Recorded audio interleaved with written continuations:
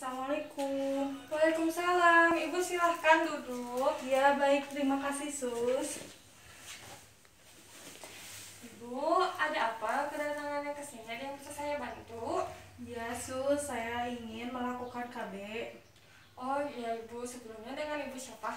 dengan Ibu Ambar. Oh Ibu Ambar, sebelumnya saya izin perkenalkan diri ya. Ya, Saya Miss Kaulia, perawat yang bertugas di sini dari jam 7 pagi sampai jam 2 siang ya Ibu.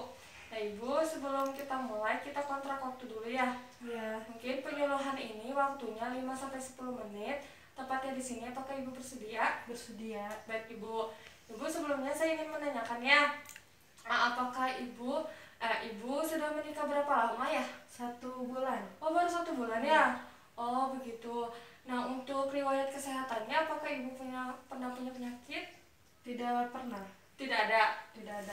Oh, baik Ibu, kalau tidak ada. Nah, selanjutnya saya ingin bertanya kepada Ibu, Ibu tahu tidak tentang KB itu apa? Untuk memperlambat kehamilan ya. Ya Ibu, benar ya, untuk memperlambat atau menunda kehamilan. Nah Ibu, untuk lebih detailnya lagi saya akan menjelaskannya ya dengan menggunakan metode lembar balik ini ya Ibu ya. Nah, mungkin saya mulai sekarang aja ya. Ya, boleh. Baik. Yang pertama ini ada pengertian dari KB. Nah, keluarga berencana atau KB merupakan program skala nasional yang dikelola oleh Badan Keluarga Berencana Nasional atau yang disingkat BKKBN. Nah, ada banyak manfaat program keluarga berencana yang ditawarkan oleh negara. Nah, salah satunya itu adalah menghasilkan keluarga yang berkualitas ya Bu. Nah Ibu, selanjutnya di sini ada tujuannya.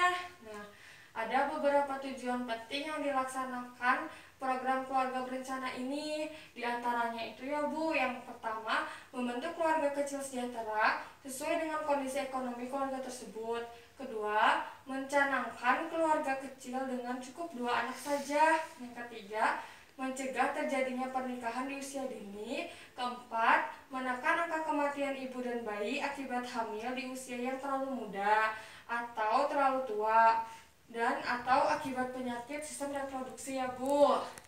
Nah, sampai sini ada yang ingin ditanyakan? Tidak ada. Kalau gitu lanjut ya. Ya, Baik Ibu. Nah, di sini ada manfaat dari KB ya Bu. Yang pertama ini menjaga kesehatan ibu dan bayi. Yang kedua, mendorong kecukupan ASI dan pola asuh yang baik bagi anak. Ketiga, mencegah kehamilan yang tidak direncanakan. Keempat, mencegah penyakit menularkan seksual. Dan yang terakhir, menurunkan angka kematian ibu dan bayi. Sampai sini ada yang ingin ditanyakan Ibu? tidak ada. Baik, saya lanjut ya. Ini ada jenis kontrasepsi hormonal, kontrasepsi non hormonal, dan kontrasepsi permanen ya. Nah, saya akan menjelaskan yang pertama jenis kontrasepsi hormonal. Itu ada 3, pil progestin, injeksi, dan implan. Nah, untuk pil progestin ini adalah menggantikan reproduksi normal estrogen dan progesteron oleh ovarium. Pil oral akan menekan hormon ovarium 17 selama siklus haid yang normal, sehingga juga menekan releasing factors di otak dan akhirnya mencegah ovulasi. Nah, di sini juga Ibu ada keuntungan dan kelebihannya. Nah, untuk keuntungannya ini tidak memerlukan pemeriksaan panggul, tidak mempengaruhi hubungan seksual, dan kembalinya fertilitas segera jika pemakaian dihentikan dan mudah digunakan dan nyaman. Nah Ibu, untuk kekurangannya ini ada harus digunakan setiap hari dan pada waktu yang sama ya Bu. Bila lupa 1 pil saja, kegagalan jadi lebih besar. Dan yang terakhir, efektivitas menjadi rendah ya Ibu ya.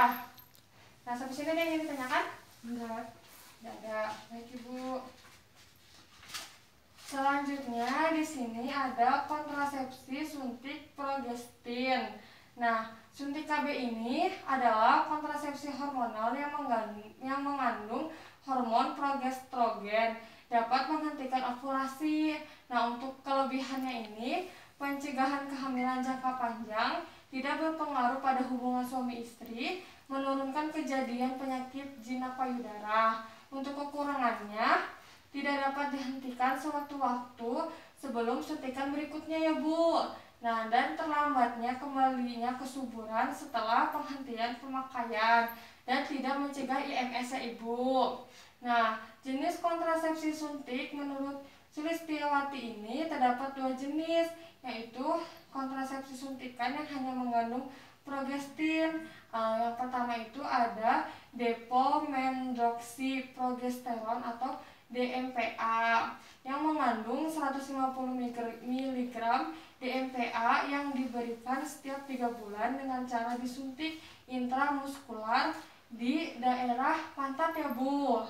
Nah, yang kedua ini ada deponorelisteron enantat atau deponoristerat yang mengandung 200 mg norepinephrine enantat, diberikan setiap 2 bulan dengan cara disuntik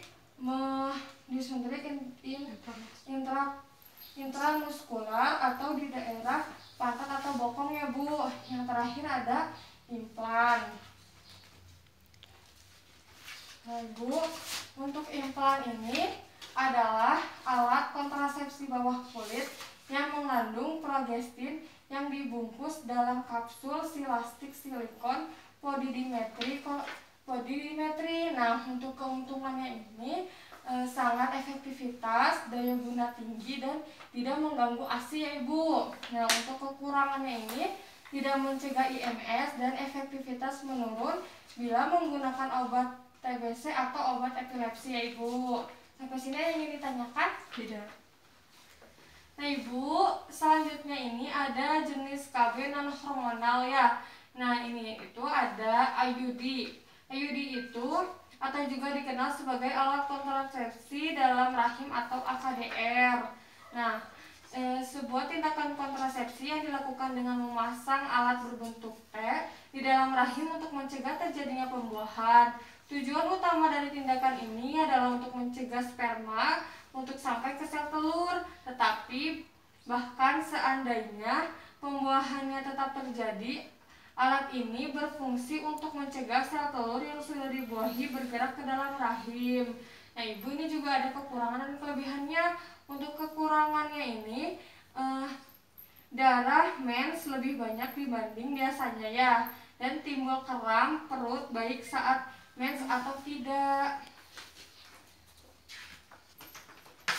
Dan mual dan perut tidak nyaman Ibu. Untuk kelebihannya, mudah dilepas kapanpun, tidak mempengaruhi hormon sehingga tidak berpengaruh dalam proses menyusui dan hubungan seks Ibu, dan juga dapat mencegah kehamilan dalam jangka panjang. Selanjutnya ada kondom. Kondom ini adalah alat kontrasepsi keluarga berencana yang terbuat dari karet dan pemakaiannya dilakukan dengan cara disarungkan pada kelamin laki-laki ketika akan bersenggama. Kondom juga yaitu alat kontrasepsi atau alat untuk mencegah kehamilan atau penularan penyakit kelamin.